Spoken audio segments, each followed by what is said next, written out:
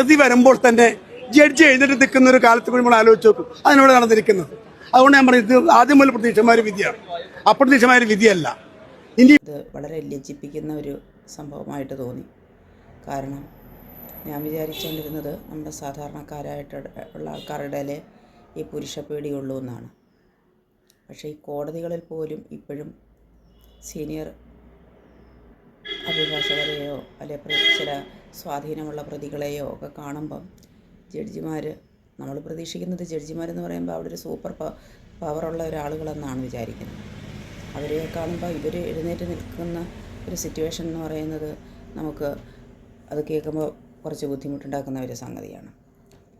അപ്പം അതുപോലുള്ള സാഹചര്യം കോടതികളിൽ പോലും അല്ലെ ഇത്രയും വിദ്യാഭ്യാസമൊക്കെ ചെയ്തിട്ടുള്ള ജഡ്ജിമാരുടെ ഇടയിൽ പോലും ഉണ്ട് എന്നുള്ളത് നമ്മുടെ സമൂഹത്തിൻ്റെ ഒരു വലിയ മൂല്യച്യുതിയുടെ ഒരു പരിച്ഛേദമാണ് എടുത്ത് കാണിക്കുന്നത്.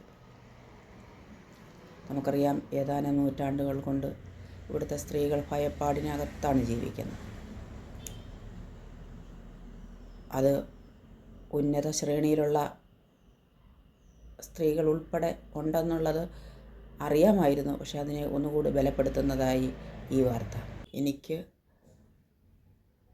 മനസ്സിലായിട്ടുള്ളത് ഈ സമൂഹത്തിൽ ഇന്ന് ഏറ്റവും വേഗത്തിൽ നിവാരണം ചെയ്യേണ്ട ഒരു സമസ്യ എന്ന് പറയുന്നത് ഈ പുരുഷാധിപത്യം എന്ന നെടുങ്കോട്ടയെ ആണ്.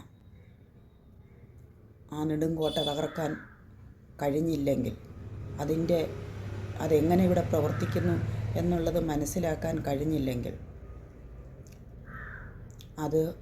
അതിൻ്റെ വീര്യം കുറയ്ക്കാനെങ്കിലും കഴിഞ്ഞില്ലെങ്കിൽ ഇവിടെ ബാക്കി വിഭാഗങ്ങളുടെയൊക്കെ ജീവിതം വലിയ ബുദ്ധിമുട്ടിലായിരിക്കുമെന്നുള്ള കാര്യത്തിലൊരു സംശയമില്ല.